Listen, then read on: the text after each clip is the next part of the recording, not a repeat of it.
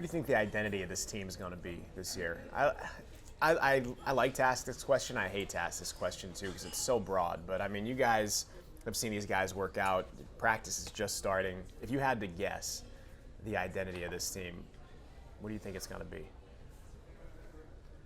I mean, the identity has to be, and the same way you say it's a broad question, it's a broad answer. It just has to be toughness, with mental toughness. You know, I just think I think basketball comes down. I think sports comes down to mental.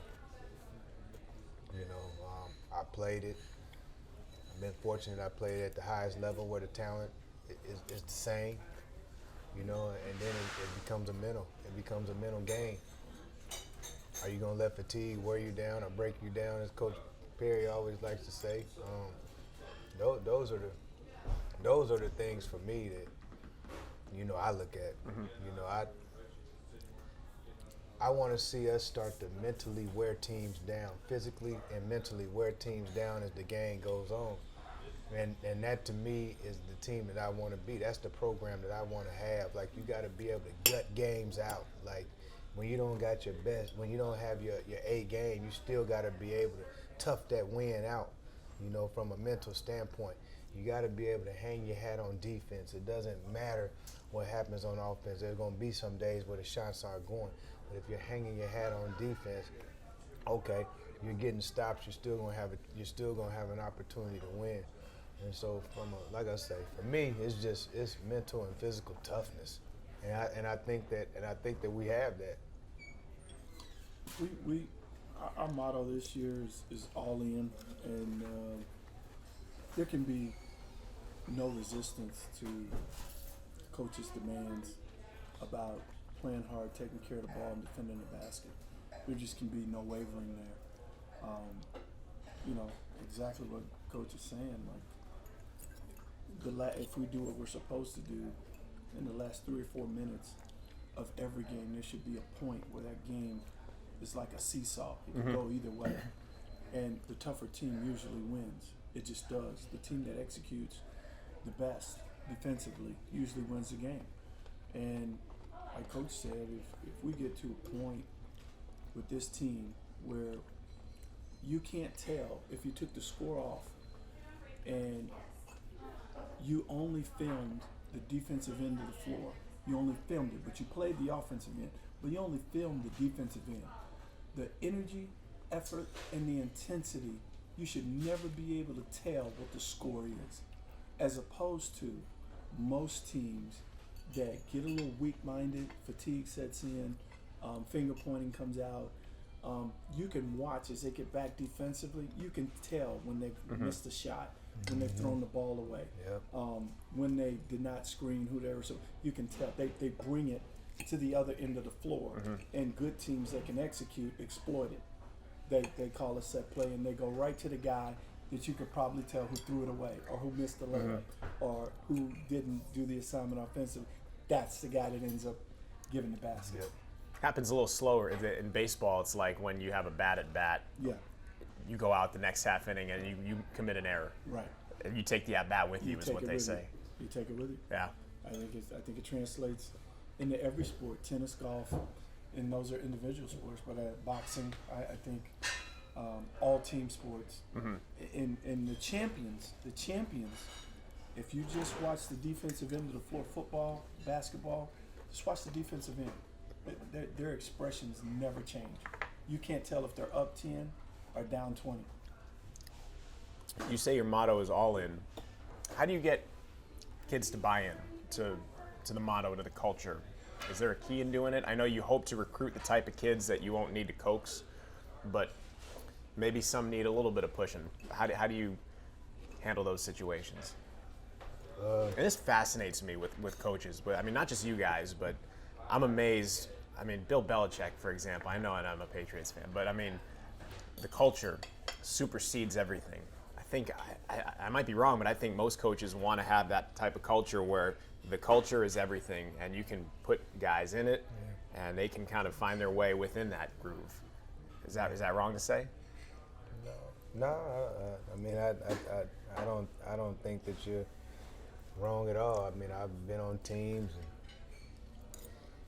and when I was in, when I take it back to when I played first. When I was in Portland, like it was like win at all costs. It didn't really matter.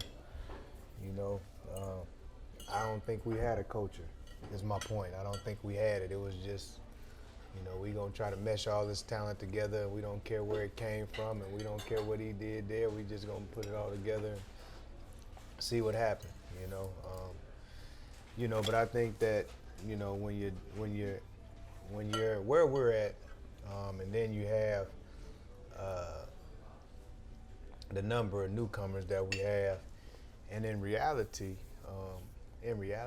we have 4 returners, but we got one guy, Jalil Tripp, who's been here. This is going to be his third year now.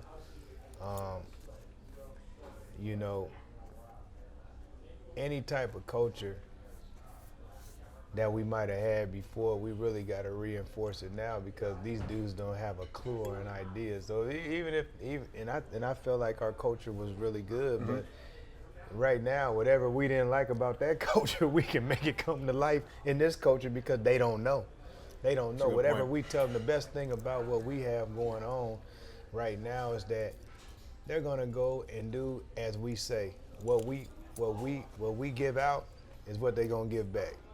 Whether it's Coach stresses this a lot. One thing about culture is say what you mean. Say what you mean. And that goes back to don't open your mouth before, you got to think about what you're going to say, because once you say it, it's what it is. It's like if you say something, it's almost like if you say something about somebody, but you really didn't mean it, you can't get it back. Put the It's genie over. back in Yeah, the bottle. it's over. It's over, you know what I mean? So, I think that from our standpoint, I use a cliche-ish word, it's no nonsense. Like, it's the obvious things. Respect, demanding, my way, our way, the program's way. No one person oversees the program. Off the floor, no trouble, doing the right thing, exhibiting the right things. It's funny because, and I used to be afraid of things like this, and I think that what happened was when I was younger, I made mistakes. So sometimes I think when guys make mistakes at young ages, man, it spooks you. It really does. And when I say spooks you, it means like now I can't comment on things that I might have did, because you don't want people to point, man, you did the same thing, but that's why you can talk about it. You know what I mean? That's what makes it even more empowering, when you're saying something to somebody, because it's like I'm saying it from a place of, these are things that I did, and I bumped my head, and by the way, whether it was in college, it doesn't matter, but I was able to overcome the things. So why would you, if I'm telling you something that, why would you even want to go down that path? So I try to use my experiences in life, basketball, all that stuff, but I think that, like I said, a no-nonsense approach. I think that, more than anything, what do you want out of this? What do you want out of this as a player? What do you want out of this as a man? Because I think you'll get both here. And it's going to be demanding. It's going to be tough. There's going to be times where you don't like me, just the same way the coaching staff are going to be mad at you. But are you going to cave into the outside? Are you going to cave into the noise? Or are you going to believe in what we're saying, because you know that we genuinely got your best interest at heart? When you say Bill Belichick, we're also looking at the end result. I remember, and you would know better than anybody, Zach, Bill Belichick was 5-11 prior to Mr. Brady getting behind the center. Bill Belichick was fired in Cleveland. He was also 11-5 when Brady got hurt in that 07-08 season. Yeah, he was, but he was also getting his tail kicked prior to that. And the thing that separated him is the discipline in his program, in my opinion. I think it is the discipline. I always feel like when it comes to kids, and you and Megan will experience this when you have your child, like if you don't give your child structure and discipline, you're not loving them the right way. And I think the consistency with which we do it helps our kids. I think it helps our program. I think it makes us better. I think we're getting better. I think we're getting better daily. We bring that to the floor every day, and I listen to Bill Belichick a lot before, after, during the week, how he reacts to things, and you know, with his latest deal, he's also able to, when there's too much of not buying in, say, we appreciate you coming out. God bless you. Good night. We don't have that luxury. And I wouldn't call it a luxury, but we're in the business of molding. And, you know, the great majority of kids are on board with that. You have a few that just wiggle enough and they don't want to be held accountable. So we keep doing what we're doing, and coach is consistent. And I think consistency is the key to anything you're doing, any successful business. The ability to get up and do it every day. Do it every day. Bring it every day. Bring it every day and be consistent with your message. Your kids will fall in. I think ours will. And we'll get better and we'll get tougher. We'll be right there. We'll be right there to have some fun. Knock on wood if we can be healthy.